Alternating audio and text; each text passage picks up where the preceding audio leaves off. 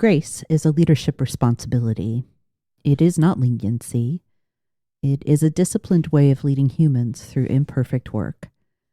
And the choice of grace begins when a leader practices authenticity. When a leader accepts and allows their own humanity to be on display. Authenticity and grace are the natural, even inevitable, outcomes of leading well as a human leader. You're listening to the Well-Led Podcast, and I'm Kate Johnson, here to share a lesson for effectiveness, a look back at what we've discovered in the last few weeks when it comes to authentic leadership. Every month, I want to share a kind of summary with you, a wrap-up of a kind that balances the concepts and practices we've discussed in recent weeks. The ultimate purpose of this is to provide the guidance a leader needs to put everything into practice, to take action. When it comes to the topic of authenticity, though, there is a little awkwardness. Practicing authenticity feels like a contradiction. Will the very act of practicing make it inauthentic?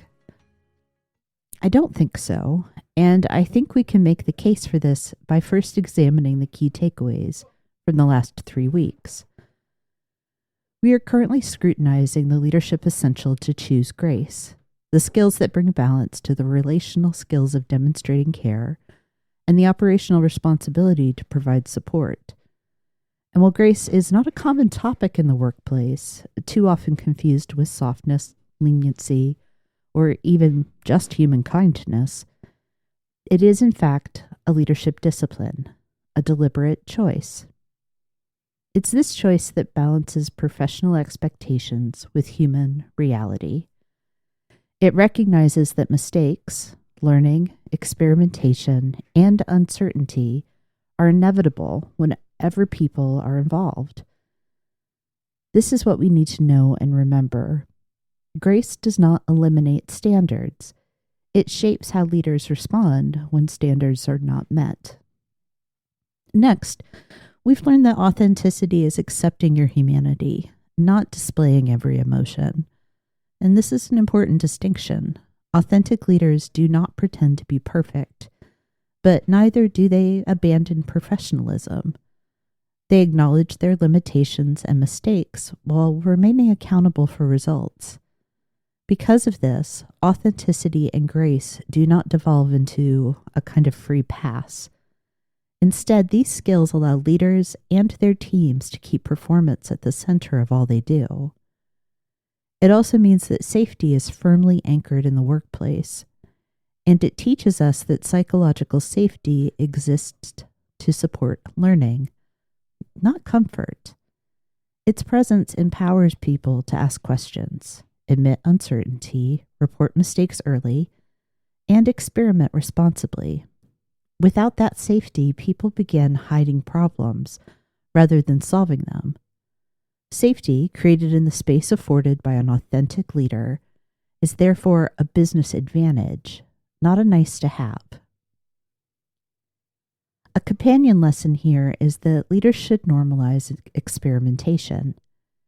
If you want your employees to also be authentic, then it's vital to welcome trial and error to the table. Your own moments of authenticity serve as permission for others to try, fail, learn, and improve.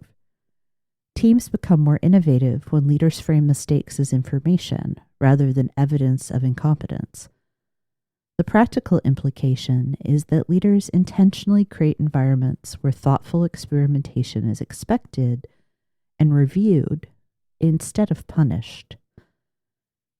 This same thoughtfulness must include oneself. We've learned that self-compassion improves leadership. While many leaders still try to lead as though they are exempt from being human, accepting one's own humanity actually strengthens leadership. Letting yourself work while human will reduce perfectionism, increase resilience, and create healthier expectations for everyone else. And your experience and journey toward self-compassion will serve another purpose. Because your team is watching. They learn as much from your response to failure as from how you handle success. Probably more. If after a mistake you respond consistently with curiosity, coaching, and clarity, you teach the team how failures should be handled. This is supported by our next takeaway as well. Accountability and grace are partners, not opposites. It is a misconception to view grace as an act of lowering expectations. The truth is, leaders can simultaneously maintain high standards while responding with patience, coaching, and support when people inevitably fall short. Grace changes the leader's response, not the expectation itself. In fact, grace makes accountability an accepted norm because it does not approach it as punishment.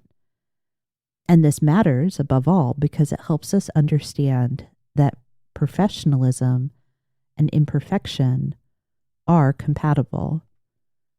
This is really the central philosophy of this podcast, that leading well is where professionalism and imperfection meet, where work is accomplished by humans. Our discussion of authenticity is one way we can reject the false choice between excellence and humanity. Professionalism, specifically leadership, does not require perfection. Instead, professional human leadership is demonstrated through honesty, humility, responsibility, and continual learning. Having learned that choosing grace does not eliminate standards, authenticity is about accepting your humanity with self-compassion, that both of these support experimentation and learning, and that accountability and imperfection can share space with grace and professionalism.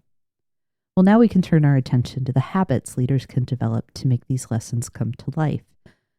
There are many, but we will limit ourselves to 3 today. The first, admit your own uncertainty or errors when appropriate to model authenticity.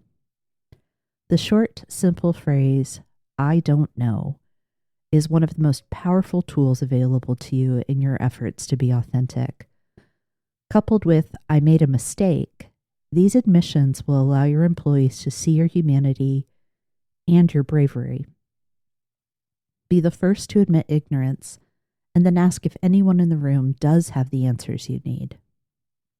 Second, make experimentation welcome by telling employees explicitly where thoughtful risk-taking is encouraged.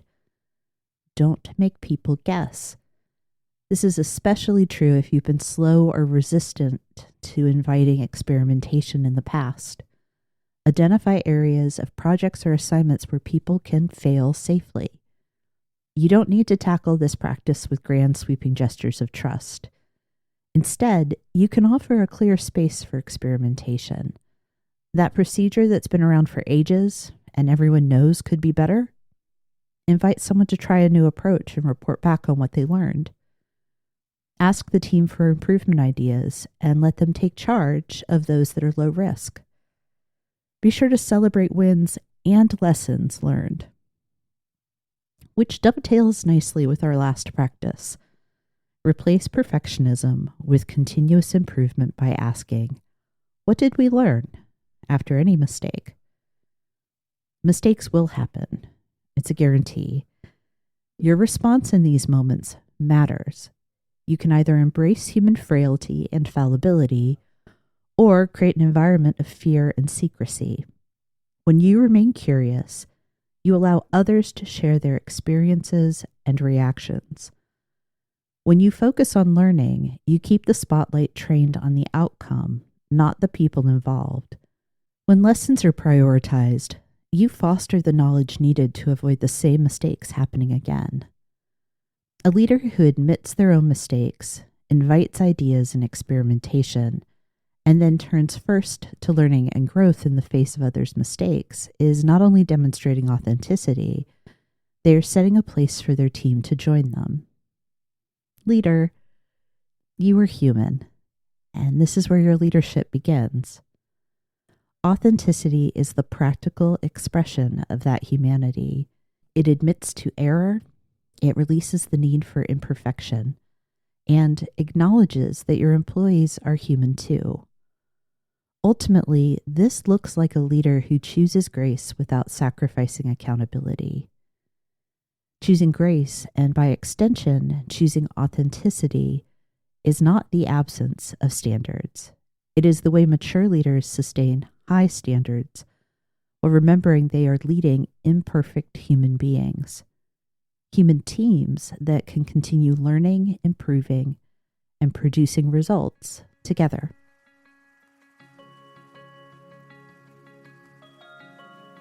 Thank you for listening to the Well-Led Podcast from 123 Limited. If this episode was useful, you can support the show by following or subscribing on your preferred podcast platform, or by sharing it with someone who's navigating similar leadership challenges. The latest companion toolkit is now available. Check the show notes for a link to request your copy. We'll be back next Tuesday with the first episode exploring creativity. And later this season, we'll explore the role and importance of safety to leadership. If you want updates on episodes, resources, and upcoming offerings from 123, you can join the newsletter at any time. Thanks again for listening.